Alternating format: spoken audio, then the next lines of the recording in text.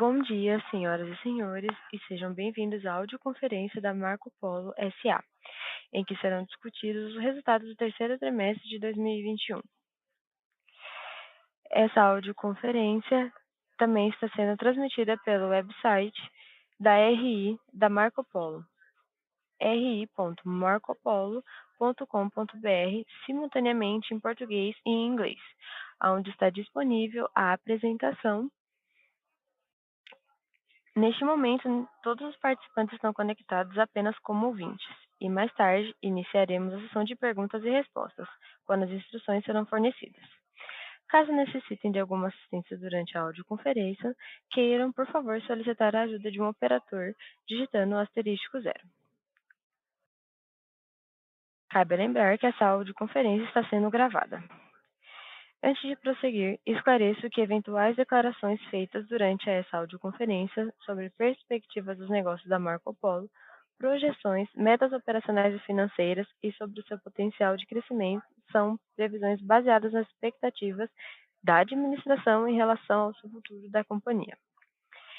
Essas expectativas são altamente dependentes das condições do mercado interno, do desempenho econômico geral do país e dos mercados internacionais, e, portanto, estão sujeitas a mudanças. Conosco hoje, em Caxias do Sul, estão os senhores José Antônio Valiati, CFO e diretor das Relações com Investidores, e Eduardo Viltri, gerente de Planejamento e Relações com Investidores, e via teleconferência, o senhor James Bellini, CEO. Inicialmente, o senhor Valiati comentará sobre os resultados da Marco Polo no terceiro trimestre de 2021. Na sequência, o senhor James falará as expectativas para o restante do ano e gostaria agora de passar a palavra para o senhor Valiati. Por favor, senhor Valiati, pode prosseguir. Bom dia a todos. Gostaríamos de agradecer pela participação na teleconferência de resultados do terceiro trimestre de 2021 da Marco Polo. Podemos avançar para o slide 4, onde iniciaremos com um breve perfil da companhia. A Marco Polo é uma das maiores encarroçadoras de ônibus do mundo, líder no Brasil em todos os segmentos de mercado. Nossos ônibus são referência em segurança, conforto, qualidade e tecnologia. Somos a companhia de capital aberto desde 1978 e temos hoje mais de 88 mil acionistas. Estamos presentes com plantas voltadas à produção local em 9 países e temos hoje aproximadamente 8.700 colaboradores. Podemos passar para o próximo slide. Nesses 9 meses de 2021, a produção brasileira de carrocerias para ônibus foi de 9.400 unidades, 23,9% inferior ao mesmo período de 2020. O ano vem sendo afetado pelos reflexos da segunda onda da pandemia.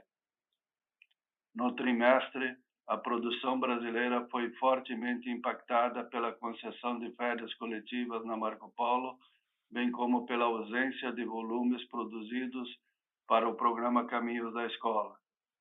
A produção destinada ao mercado interno caiu 40,9% na comparação com o terceiro trimestre de 2020, enquanto a produção voltada às exportações recuou 10,4%. Podemos passar para o próximo slide. No trimestre, a produção da Marco Polo direcionada ao mercado brasileiro recuou 49,8%, enquanto a produção para as exportações caiu 54,8%. A queda está associada principalmente à concessão de férias coletivas nas plantas brasileiras da companhia entre o fim de agosto e início de setembro. Nas unidades externas, a produção quase dobrou no TRI, com um aumento de 94,4%. O aumento de produção está relacionado à paralisação parcial das atividades na maioria dos países em parte do terceiro trimestre de 2020, bem como pela reabertura econômica nesses países. Podemos seguir ao próximo slide. A receita líquida consolidada alcançou 757,6 milhões no trimestre, sendo 376 milhões provenientes do mercado interno, 97 milhões em exportações e 284,7 milhões do mercado externo. No terceiro trimestre de 21, as unidades externas beneficiaram-se da abertura econômica e de uma fraca base de comparação com o terceiro trimestre de 2020. Os destaques foram as operações da Argentina e África do Sul, controladas, que sofriam com os mercados deprimidos mesmo antes da pandemia. No mercado interno e nas exportações, a menor receita reflete a concessão de férias coletivas com menor produção e, consequentemente, menos entregas no trimestre. Passamos para o próximo slide. Na distribuição da receita, o segmento de urbanos foi foi de maior representatividade, respondendo por 44,7% da receita da companhia, com o bom momento do segmento de urbanos na Argentina e no México, seguido por rodoviários com 24,4%, pelo negócio Volare com 22,7%, outras receitas com 4,9% e, por fim, temos micros com 2,9% da receita no trimestre. No trimestre, carrocerias de fretamento continuaram concentrando as vendas no segmento rodoviários, respondendo por mais de 80% da receita desse segmento no mercado interno. Podemos passar para o próximo slide. No trimestre, o lucro bruto da companhia foi de 72 milhões, com margem bruta de 9,5%. A margem bruta foi afetada por novos ajustes no quadro de pessoal, pelo menor volume de exportações, pela maior representatividade da receita do segmento de Volare e pelo mix mais leve de produtos, especialmente no segmento de rodoviários, com vendas concentradas no fretamento.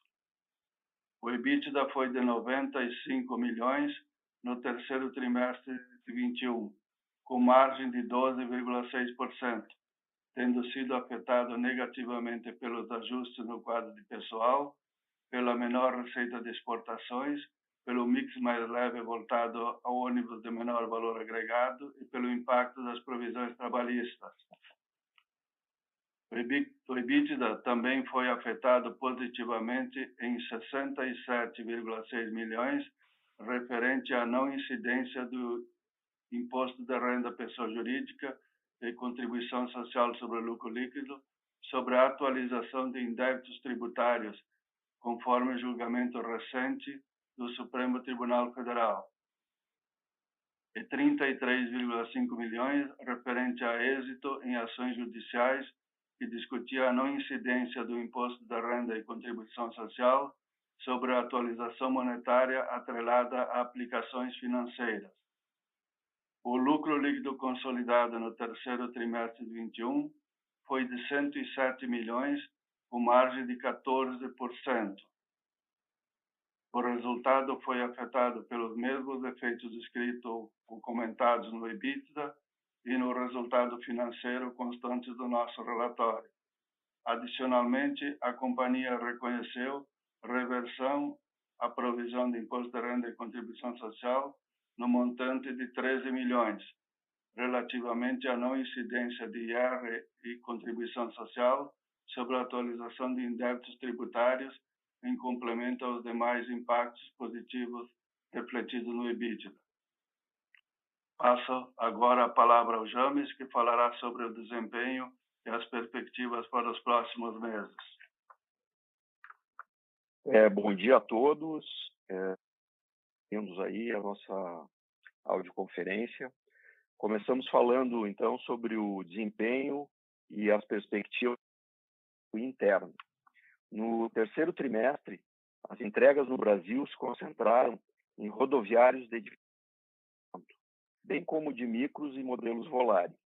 As preocupações com a pandemia continuaram exigindo no transporte coletivo com utilização de frotas dobradas.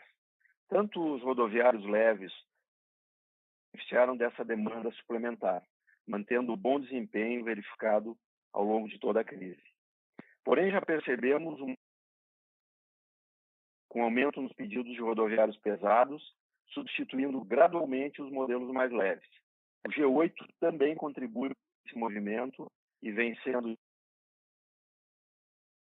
Nos urbanos, a retomada continuará sendo mais lenta, considerando a falta de auxílio aos operadores em um momento de demanda reduzida. Estamos no represamento de pedidos no segmento, refletindo em vendas adicionais mais adiante. No terceiro trimestre, ainda não teve entregas associadas ao programa Caminho da Escola. Esse foi um dos fatores, além das férias coletivas, que afetaram os volumes no trimestre. O novo leilão já ocorreu e a companhia se habilitou para fornecer 3 unidades. A fabricação desses veículos já se iniciou e a expectativa é bastante positiva no semestre de 21 e primeiro semestre de 22, considerando o alto volume de adesões por parte das cidades.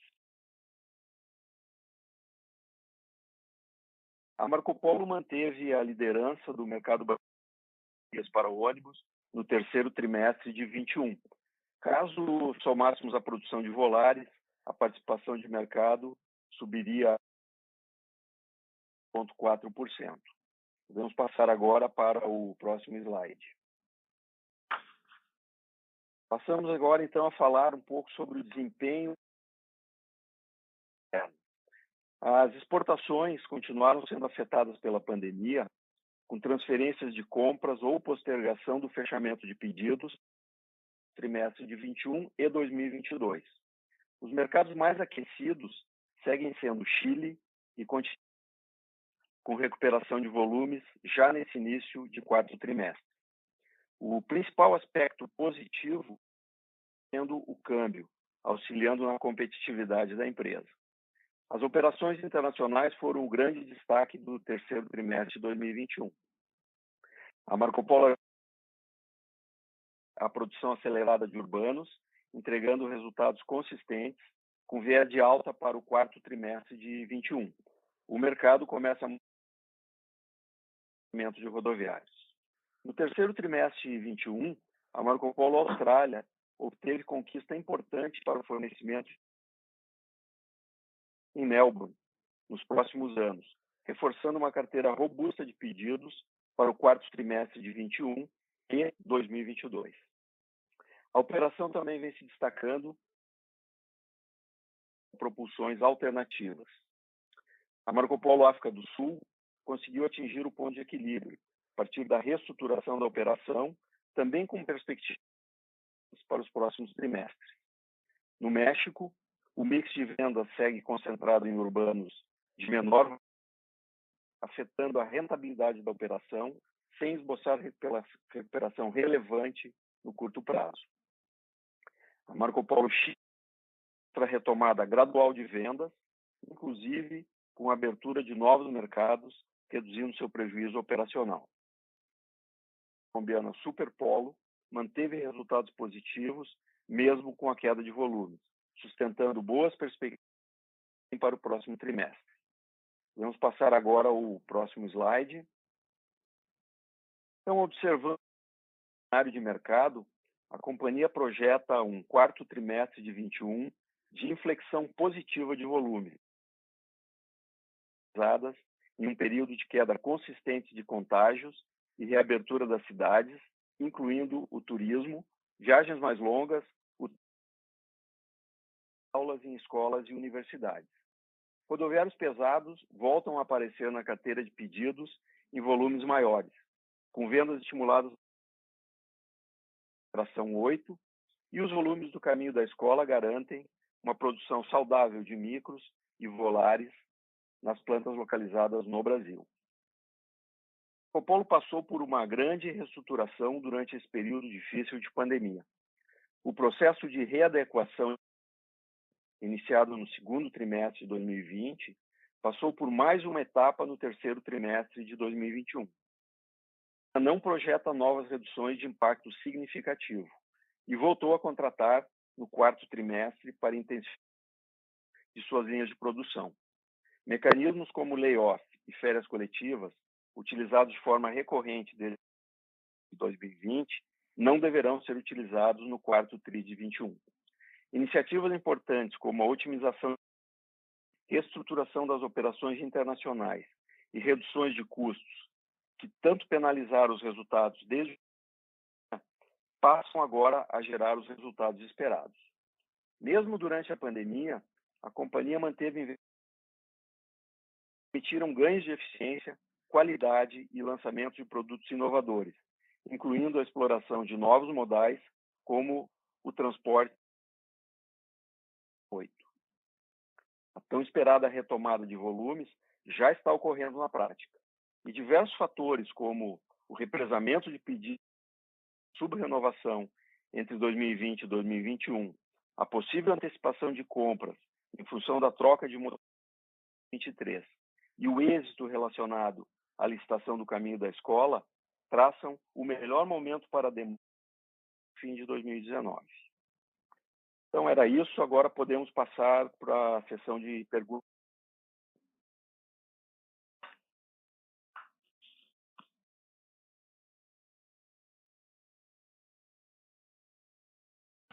Senhoras e senhores, iniciaremos agora a sessão de perguntas e respostas. Esse fórum é dedicado a analistas e investidores. Informamos aos jornalistas participantes que os executivos estarão disponíveis para responder às eventuais perguntas após o término dessa conferência, no telefone 54-2101-4660.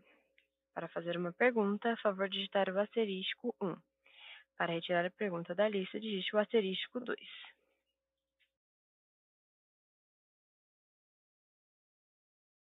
A nossa primeira pergunta vem da senhora Fernanda Hecker, BTG Pactual.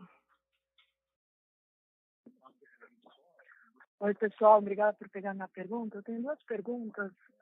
A primeira, eu queria entender o que vocês estão vendo de volume de caminho da escola para o Q4. Eu lembro que na apresentação da PMEC a gente discutia por volta de 800 unidades que vocês estão esperando produzir no Q4.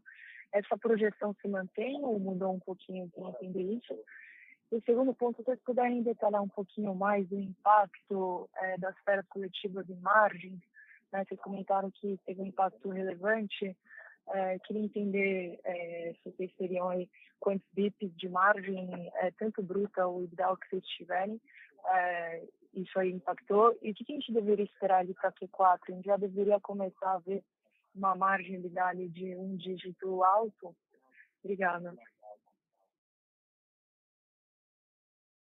Bom, em relação ao caminhos da escola, Fernanda, obrigado pela pergunta.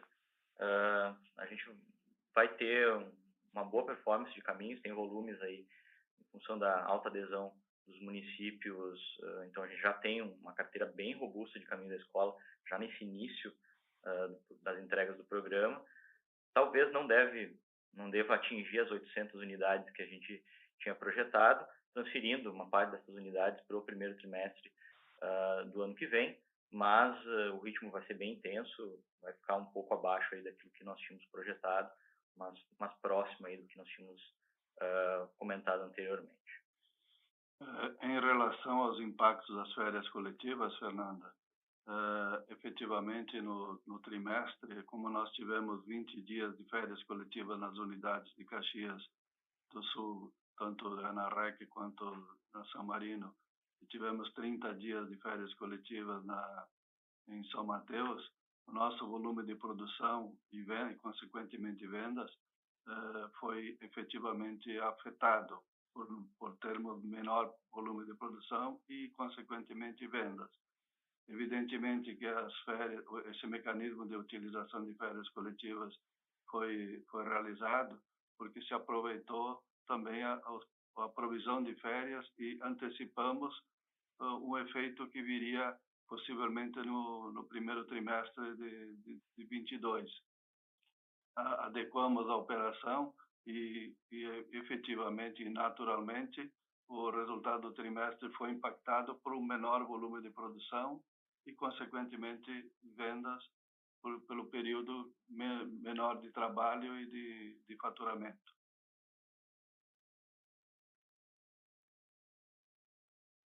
Tá certo, mas será que a gente conseguiria ter um número aí, pode ser um número aproximado de impacto em termos de margem-EBITDA que as férias geraram? Não sei se vocês teriam isso de forma expurgada.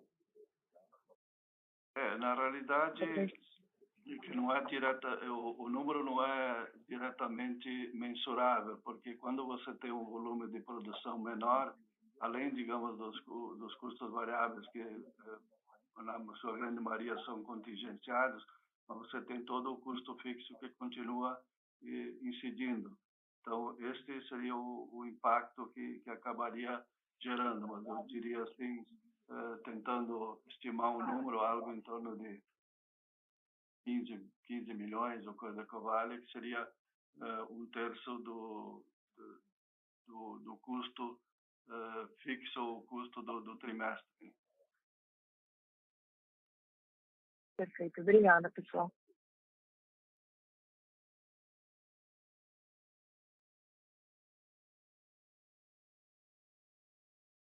A nossa próxima pergunta vem do Sr. Vitor Mizusaki, Bradesco BBI.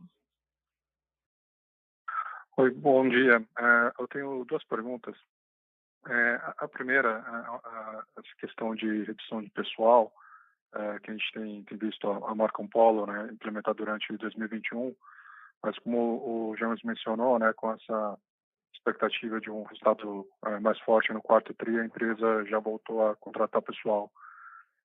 Eu queria entender um pouco melhor como que a gente pode pensar essa questão de produtividade da Marco Polo, né?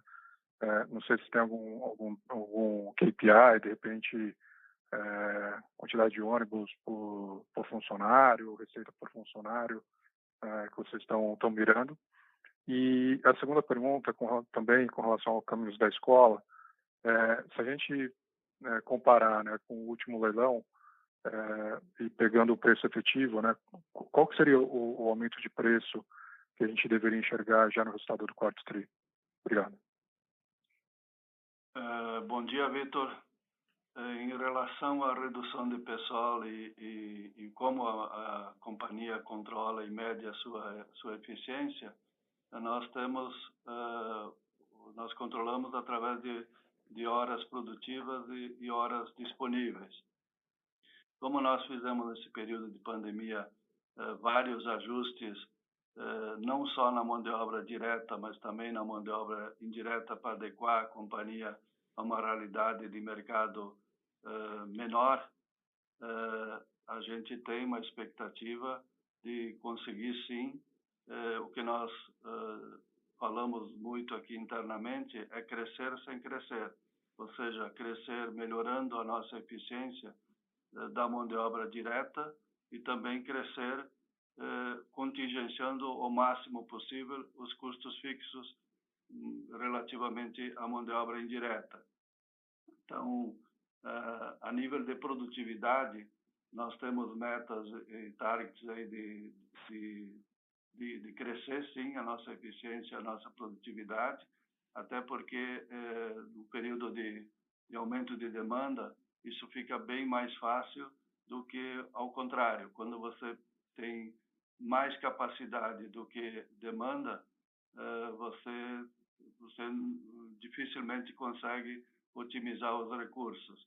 Ao contrário, que é o que nós começamos a vivenciar agora a partir do quarto trimestre, nós estamos tendo demanda suficiente para ocupar toda a nossa mão de obra e estamos fazendo algumas contratações pontuais, sim, mas o nosso primeiro esforço é de conseguir entregar mais volume, de ter mais faturamentos com o mesmo contingente de pessoas.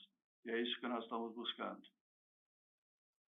Em relação aos preços no Caminho da Escola, Victor, foram feitos os ajustes para fazer o repasse de custos de 2019 até agora. Tá? Em relação aos aumentos, foram na ordem de 35% a 45% no mínimo, e você consegue verificar o preço exato na própria licitação, que esse valor é público. Então, no ORI 1, que é o 4x4, R$ 362 mil, por volta desse valor, no ORI 3, R$ 400 mil, e no Onuré, por volta de R$ 390 mil. Mas essa foi mais ou menos a ordem de grandeza. Tá ótimo. Obrigado.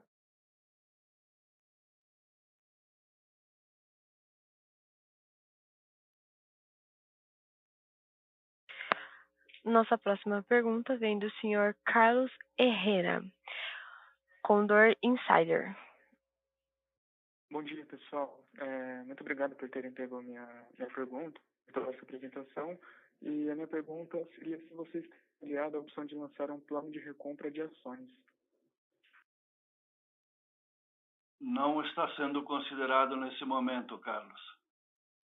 Até porque nós estamos num período, efetivamente a pandemia não tem sido fácil para a nossa companhia, e nós temos procurado zelar fortemente para a preservação de caixa, mas não estamos considerando isso neste momento.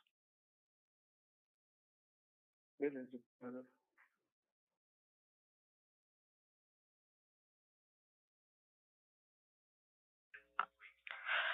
Nossa próxima pergunta vem do senhor Jonatas Coutras, JP Morgan. Bom dia, pessoal. Obrigado pela apresentação. A minha pergunta era sobre como vocês estão vendo os custos de matéria-prima, dada toda a inflação que a gente está vendo no segmento nos últimos 12 meses. E também, a segunda pergunta era como que a estabilidade na cadeia de suprimentos global está impactando a Marco Polo, né? Se a falta de chips ainda é um problema recorrente, se arrefeceu um pouco, né? Então, eu queria ouvir um pouquinho de vocês, né, desses pontos. Obrigado. Obrigado, Jonathan. Em relação à questão de custos, a gente ainda observa um incremento acima do que nós víamos no período anterior à pandemia. Então, eles ainda estão num patamar diferente do que nós observávamos. Porém, a gente, na medida que eles acontecem, a gente também tem buscado repassar esse custo, e o mercado, claro, foi mais difícil nos últimos meses durante a pandemia, porém é natural dentro do processo a gente fazer esse repasse, e a gente está fazendo, gradativamente está fazendo esse repasse de custos na medida que a gente o sente. Em relação à falta de componentes, especialmente chips, semicondutores, ele continua sendo uma preocupação. A gente ainda percebe problemas em cadeias que abastecem a Marco Polo, e a gente ainda não tem uma expectativa de regularização ou normalização. Isso afeta muito mais o ritmo de produção com eventuais atrasos do que interrupções maiores. A gente teve recentemente, agora no terceiro, e as férias coletivas foram em função disso, uma interrupção grande, mas a gente também conseguiu, né, ter um fôlego aí para fazer um estoque um pouco maior de matéria-prima para não precisar parar novamente, pelo menos no curto prazo.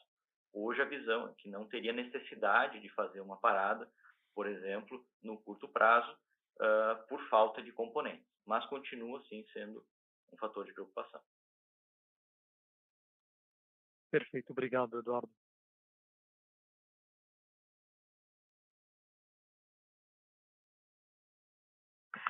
A nossa próxima pergunta vem do senhor Wagner Salaverry, Quantilas. Bom dia a todos. Minha pergunta é em relação, se vocês puderem dar um pouco mais de detalhe na carteira de pedidos, na expectativa que vocês têm já para quarto trimestre e primeiro de 2022, se tem uma melhora já de mix, o rodoviário, enfim, se os clientes já estão começando a, de fato, colocar pedidos. E a segunda pergunta é mais no sentido de ambiente competitivo, se vocês veem como é que está a questão dos concorrentes, se eles estão também colocando preços melhores já para repassar custos, ou se ainda vocês estão vendo um ambiente de muita disputa por preço do ponto de vista dos demais competidores. Em relação à carteira, Wagner, bom dia, obrigado pela pergunta. A carteira ela está se estendendo até o final de janeiro, então a gente já está com ordens aí iniciando em fevereiro. Dependendo do produto, a gente tem uma visibilidade bem maior. Dá para citar Volare e Micro, em função dos pedidos aí do caminho da escola, fica bem mais extensa e garante pelo menos um volume mínimo aí para as fábricas esses produtos. Mas quando a gente olha em geral, a gente está indo até o final de janeiro. Quando a gente olha o mix de produtos, já está acontecendo aquela mudança que nós antecipamos em relação aos segmentos de rodoviários, então a gente já observa um movimento de gangorra em relação aos pedidos de fretamento em detrimento dos pedidos de rodoviários pesados, então esse movimento já está acontecendo, a gente está observando de perto como é que esse movimento se desdobra para ter esse equilíbrio, mas na prática sim, os fretamentos já reduziram e a gente já vê um movimento maior de ônibus voltados a turismo e linhas regulares, especialmente pensando aí que o final de ano deve estar próximo à normalidade em número de viagens e passageiros, então já está observando essa mudança no perfil.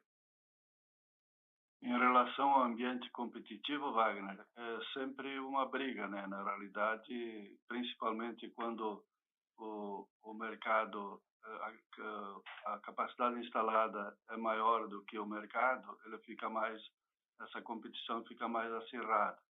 Mas com o decorrer da pandemia, a maioria das fábricas, os fabricantes ajustaram sua capacidade de produção e com a retomada do mercado, a tendência é que seja menos intensa essa competição. Por outro lado, a Marco Polo, como líder de mercado, ela sempre busca e tem que se posicionar na liderança também de marcação de preço. E tem feito. Então, nós temos buscado recompor as nossas margens, puxando preços, repassando os aumentos de custos que temos sofrido.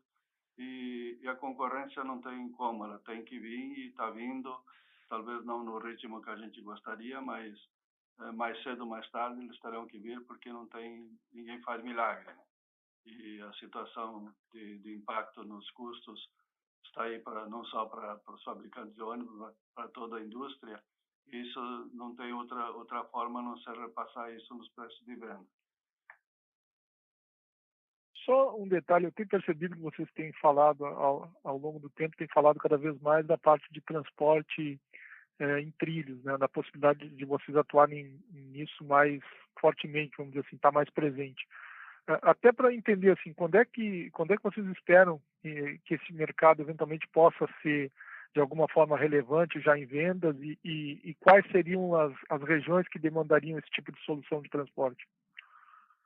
O tema dos trilhos, Wagner, ele é bastante relevante na medida que a gente ganha experiência na produção dos produtos, ganha expertise e inteligência fabril. Então, nesse momento, a gente está capturando alguns pedidos, né? Dá para citar, que já é público, é o People Mover de Guarulhos, e na medida que a gente ganha experiência, a gente também entra em projetos cada vez maiores.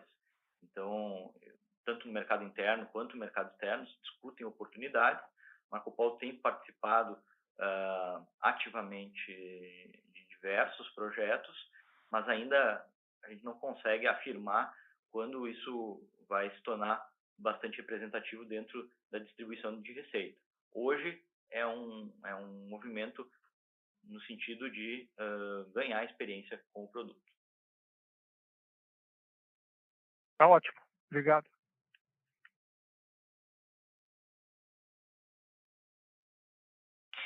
Encerramos neste momento a sessão de perguntas e respostas. Gostaria de passar a palavra para o Sr. Valiati, para as considerações finais. Por favor, Sr. Valiati, pode prosseguir.